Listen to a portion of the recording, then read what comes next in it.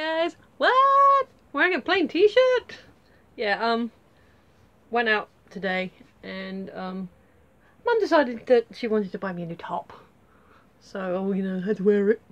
So even though I like the one I was wearing, I'd already chosen, yeah, like, you know, for something else. So here we go. It's plain. It's actually quite a nice, sort of, a nice. Oh, for the love of biscuits, it's a false pocket. Why? Okay, I probably wouldn't use that pocket for anything, but then don't have it there. False pockets are stupid. Ugh. See, people say that I'm not feminine enough, and in fact, I actually kind of made that joke with one of the guys I work with, because obviously, when I'm at work, I've kind of got like the hat, you know. Yeah, I have my ponytail like fully back and tucked under my jacket so it doesn't get in my way, it doesn't get dirty. You know, and I've got like high vis and big jeans and big boots and stuff on, so you know, it looks, you know, I'm fairly wrapped up, even in this weather. And so I saw one of my colleagues and I was like, "Hey, Rog," and he's like looking at me with the who face, and then I was like, "Hey, you know, prove to you I can be feminine." Yeah, sometimes he goes, oh yeah, very nice. And I introduced him to my mum. Oh, this is my mum, Jill. And I'm like, oh, okay, hi, you know, nice to meet you. So yeah, looking nice. It's very feminine. And then we kind of went off and yeah, Rush got his work. So yes, occasionally I can be feminine. I can be a bit girly and have my hair out. Although I guess I don't know. Maybe you guys haven't really made a judgment call whether you consider me girly or not.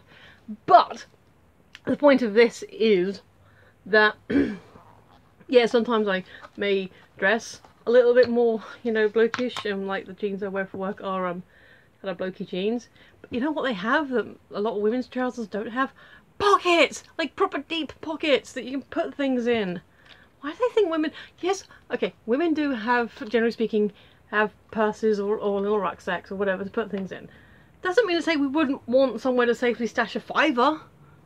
Okay, bras. But you know, somewhere that we can keep things. So we can like grab out a tissue or something. Because, okay, the new fibers, the plastic ones, you might be able to keep them in your bra quite safely even in hot weather. But try that with a tissue and you'll be pulling out a pile of dust. But anyway, nephew the younger had his play today at the theatre. That's why I was out hanging out with Mum for a little bit. And yeah, it was really cute, very sweet. He got his year 5-year attendance trophy, so very well done to him. Yeah, so that's really cool. It's really cute. Oh, it was interesting though because they did a couple of the plays that, like the first time I saw his play, they did a particular show, like the one he was in, and then they did a different, yeah, like they did a few others with the different groups. And then another one of the plays that they did today was one of those ones with that first night.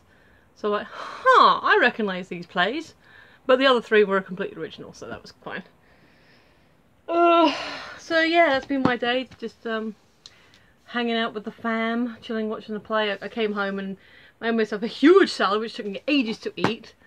Chilled out, watched Steven Universe, and oh my god! I'm not going to say anything more, just oh my god! So there's that. Yeah, so now I'm doing the video. I need to sort out laundry actually, but it'll try in minutes in this heat. I'll sort it out probably, honestly, by the time I finish sorting this video out and then himself gets up and sorts out for work. Probably be easier if I did the sort the laundry out after he's gone. Don't worry about it now then. Anyway, boom! Question time! Should we see what today's question is? I think we shall. Yeah. Alright. Come up with your own idea for a novel. What are the main characters? What happens in the story? Cool. See, now here's the thing. This is a book. This book has a question at the top and then space at the bottom. And it stays in my living room. This is a video that I post up on the interwebs. Now, fair enough, nobody's really watching it, but anyone can watch it. So, if I write my idea down in a book, assuming I have one, that means it's my book, and, you know, I can keep it safe.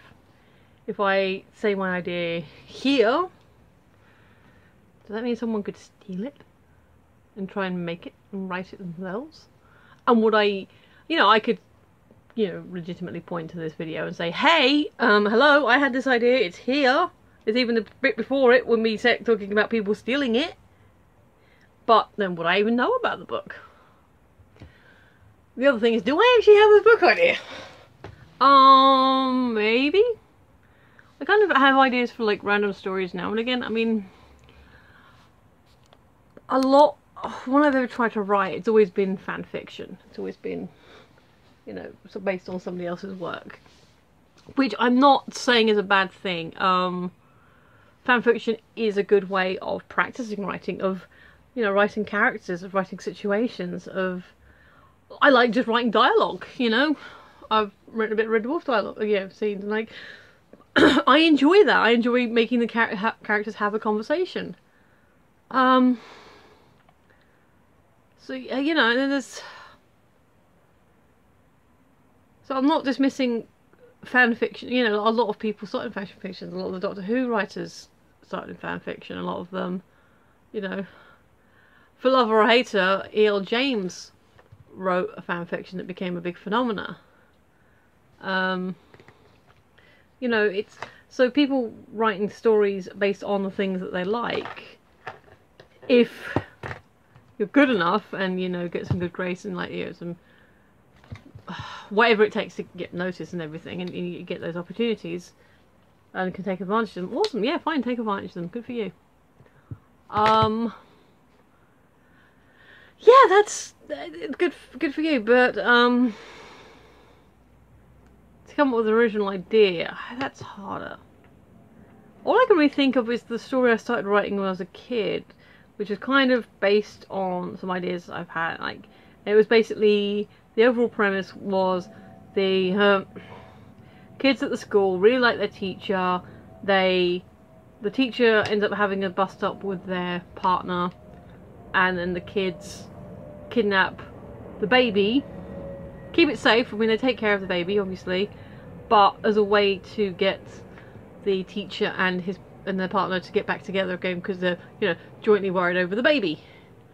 I was about 11, 12 when I came up with this story. I never finished it past the intro, and yeah, I guess the characters would be teacher, teacher's partner, teacher's child, teacher's students, which would have been probably ragtag, kind of archetypey kids. I don't think I had like an athlete and a drama geek and an art geek or anything like that. They're just like some kids who hung out together. Probably they were probably more towards the arty geeky side than they were the sporty kind, because I wasn't into sports. I'm still not. Although, hey, England 2-0, so yay. It's just, I've had ideas that I've been nursing back and forth, but mostly the ideas I've had have been kind of visual. Like, I have this idea where you have like the real celebrity doing research for a given role, and obviously in order to do that research they go into the workplace, they go into where the people are doing the job that they are learning how to do for the film, for the project. And the idea was that it would be situational based on where you're working. So obviously a restaurant would be different to a shop, which would be different to an office, but the people that you would meet, despite being played by completely different actors, would all hit the same archetypes. So you'd have the brash, funny guy, you'd have the slightly shyer, maybe slightly geekier person, you'd have the handsome one, the beautiful one, you'd have the friendly boss, and it would be a way of exploring archetypes. But again, that only works on the visual medium, because you need to see that these are different people. Physically, they are different people. But then as you sort of, as they start talking, as you get to know them, you realise, oh, but Jeff is just like Bob from the other series, and Bob was a bit like Steve from the thing before. So yeah, I like that idea of exploring archetypes, but I don't know if that would actually work on a written form, because you need the visual clues of them being definitely different people, but yet still somewhat familiar, somewhat thing. I don't know. I don't know if I'd write a romance book. I mean, I think any book I'd write would probably be really boring, possibly. Like I said, I like writing dialogue. So maybe I'm better adapted for writing, you know, if there's a question later in the book about what film would you write, what TV series should you create, I'm like, I've already answered that question. Maybe if that comes along, I said, no, go see this previous video, but I'll finally come up with an idea for that book.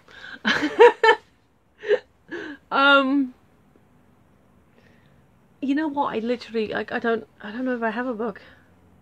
I mean, I guess if I did have a book in me, I probably would have been making notes already and trying to write it and develop the characters and stories. Yeah, I mean, they say write what you know. So I guess I could write about people in Stevenage? Maybe. But, yeah, no, I don't have a book in me, I don't think. Maybe one day I'll find it, but as of right now, probably not. So, I can't answer the question. But I've answered a different question, so I hope this rambling was as entertaining as my usual rambling. Or not. Whatever. I had fun. I'm still doing my challenge. So anyway, please follow me if you wish. Phoenix11 on Twitter. The eyebrow compels your... I do like this figure. I mean, like I said, I'm not a Big Bang Theory fan, but oh, literally the bottom. Yeah, it's a QMX, so it's a good one. It's actually a good company. Like I said, I don't really care much about the show, but this is a well-made figure.